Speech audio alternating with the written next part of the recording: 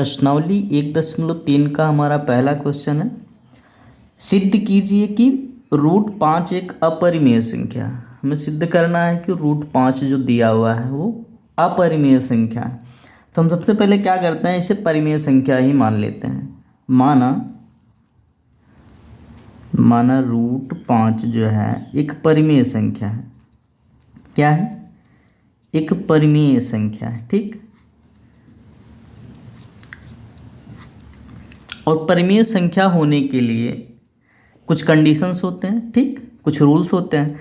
तो हमारा जो पहला रूल्स है वो है कि P/Q के रूप में लिखा जा सकता है। किसी भी परिमेय संख्या को P/Q के रूप में लिखा जा सकता है। और दूसरी जो है वो क्या है, Q कभी भी 0 नहीं हो सकता। और तीसरा क्या है कि P और Q दोनों क्या होंगे, पूर्णांक होंगे। क्या होंगे? पूर्णांक होंगे। ठीक, दोनों क्या होंगे, पूर्णांक होंगे। और तीसरा जो है P और Q का उभयनिष्ठ गुणनखंड जो होगा, उभयनिष्ठ गुणनखंड वो क्या होगा, केवल और केवल एक होगा। कहने का मतलब ये है कि P और Q का HCF जो होगा, महत्तम समापवर्तक, वो क्या होगा, एक होगा। एक के अलावा कुछ और नहीं हो सकता। तो हमें क्या करना, हमें इन्हीं तीनों में से कोई एक चीज़ गलत साबित करनी है। क्योंकि अगर इन तीनों 1 2 3 4 नहीं 5 कंडीशन है, 5 नहीं 4 ही कंडीशन, 1 2 3 4 चारों कंडीशंस में अगर कोई एक भी कंडीशंस ऐसी होती हैं जो अगर इसमें नहीं आती हैं, ठीक, वो क्या हो जाएगा, अपरिमेय। क्योंकि ये कंडीशन किसकी है, परिमेय संख्या की। हमने माना है कि √5 जो है एक परिमेय संख्या है। तो अगर ये √5 परिमेय संख्या है तो ये जितनी कंडीशंस हैं सब पे क्या होगा, खरा उतरेगा, कोई भी गलत नहीं होगा। लेकिन अगर किसी में भी ये गलत आ जाता है, या तो इसका HCF जो है अलग आ जाता है, या तो P या Q कोई पूर्णांक नहीं है, ये इसमें से कोई भी अगर गलत आ जाता है तो इसका मतलब ये है कि ये क्या है, अपरिमेय संख्या। ठीक, तो हम यही मान के चलते हैं कि ये क्या है, एक परिमेय संख्या है। तो अगर ये परिमेय संख्या है तो √5 को हम P/Q के रूप में लिख सकते हैं। ठीक, तो अब इसका हर तो कुछ है नहीं, तो हमारे एक मान लेते हैं और तिरछा गुणा करेंगे तो क्या हो जाएगा, √5Q बराबर 1 का गुणा P में करेंगे तो P ही आएगा। ठीक, 1 का गुणा P में करेंगे P आएगा। अब हम इन दोनों का क्या करते हैं, ये इसको समीकरण 1 मान लेते हैं। समीकरण 1 के दोनों पक्षों का हम वर्ग करते हैं। क्या लिखते हैं, दोनों पक्षों का वर्ग करने पर, ठीक, वर्ग करते हैं तो 5 √5 Q का वर्ग बराबर P का वर्ग, √5 Q का वर्ग बराबर P का वर्ग। तो ये हो जाएगा, जब वर्ग करेंगे तो √ हट जाएगा तो आएगा 5, Q का वर्ग Q वर्ग हो जाएगा बराबर P वर्ग। ठीक, तो अब यहाँ क्या है कि 5Q² जो है वो बराबर है P² के। ठीक, तो ये जो 5 का गुणज है, ये P को क्या, P² को काटेगा। कहने का मतलब ये है कि हमारा जो P² है, ये P² 5 से क्या है, विभाजित है, 5 से विभाजित है। P² जो है वो 5 से विभाजित है, क्योंकि ये Q का गुणज है, Q² का गुणज है, तो जाहिर सी बात है ये 5 को P² को काटेगा। अगर P² 5 से विभाजित है तो हमारा P भी 5 से विभाजित होगा। क्या होगा, विभाजित होगा। ये नियम है, ये रूल्स है कि अगर किसी भी संख्या का वर्ग किसी संख्या से विभाजित है तो वो संख्या भी उस संख्या से विभाजित होगी। जैसे मान लो ये 25 है हमारे पास, किसका वर्ग है, 5 का वर्ग है। ठीक, 25 5 का वर्ग है। अगर 5 का वर्ग 5 से विभाजित है, 5 × 5 = 25, तो क्या 5 जो है, ये वाला 5 5 से विभाजित नहीं होगा, होगा। ठीक, कहने का मतलब यह है किसी भी संख्या का वर्ग किसी संख्या से अगर विभाजित है तो वो संख्या भी उससे विभाजित होगी। जैसे मान लो ये हमारे पास 64 है, ठीक। 64 किसका वर्ग है? 8 का वर्ग है।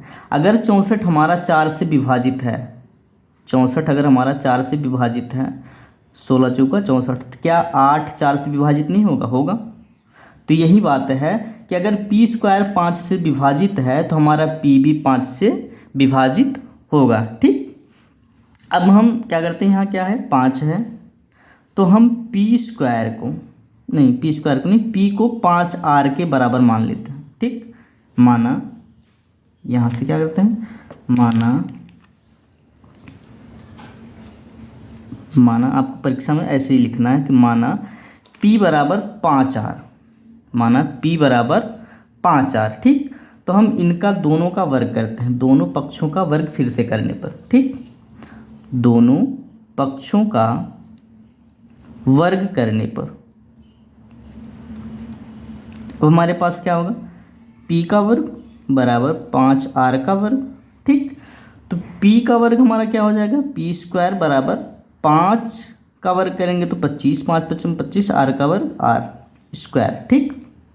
अब पी स्क्वायर की जगह पर हम क्या लिख सकते हैं? यहाँ पे दिया हुआ पी स्क्वायर की जगह पर 5q स्क्वायर लिख सकते हैं, तो पी स्क्वायर की जगह पर हम 5q स्क्वायर लिखें, ठीक। और ये बन गया हमारा 25r स्क्वायर, ठीक, 25r स्क्वायर। तो q स्क्वायर बराबर क्या हो जाएगा हमारे पास? q स्क्वायर बराबर हमारे पास हो जाएगा 25/5r स्क्वायर, ठीक। ये हमारा 5 जो है इधर चला आएगा, ये हमारा 5 इधर चला आएगा, ये बन जाएगा हमारा 5 से कट के q स्क्वायर बराबर 5r स्क्वायर के बराबर, q स्क्वायर बराबर 5r स्क्वायर के बराबर। तो अब यहाँ देखो r का गुणज क्या है? 5 है। r का गुणज अगर 5 है तो q स्क्वायर 5 से हमारा कटेगा, तो हम क्या लिख सकते हैं?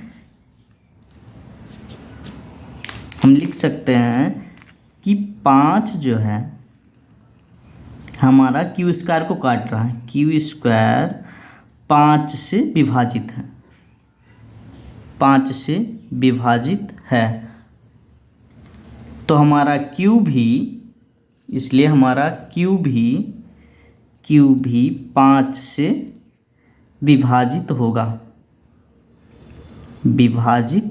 होगा, ठीक। अब यहाँ देखो हमारा q भी 5 से विभाजित है, हमारा p भी 5 से विभाजित है, इसका मतलब p और q का HCF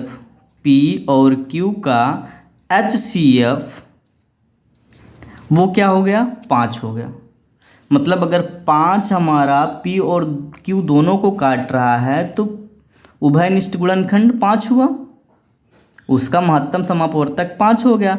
तो ये चीज़ यहाँ देखें हम कि HCF जो है परिमेय संख्या में p और q का कभी भी 1 के अलावा कुछ और नहीं हो सकता। यहाँ तो 5 भी आ गया, तो इसलिए p और q का HCF 5 है, तो इसलिए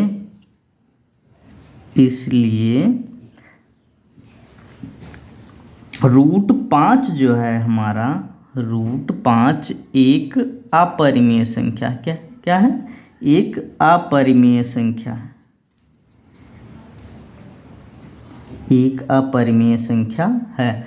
परिमेय होता अगर तो इसका HCF 1 के अलावा कुछ और नहीं आता, और हमारा p/q जो है, कंडीशन जो हमारी p/q √5 के बराबर है, जहाँ pq का HCF क्या होता है? 1 ही आता है, लेकिन यहाँ पे क्या आ गया है? 5 आ गया है, ठीक।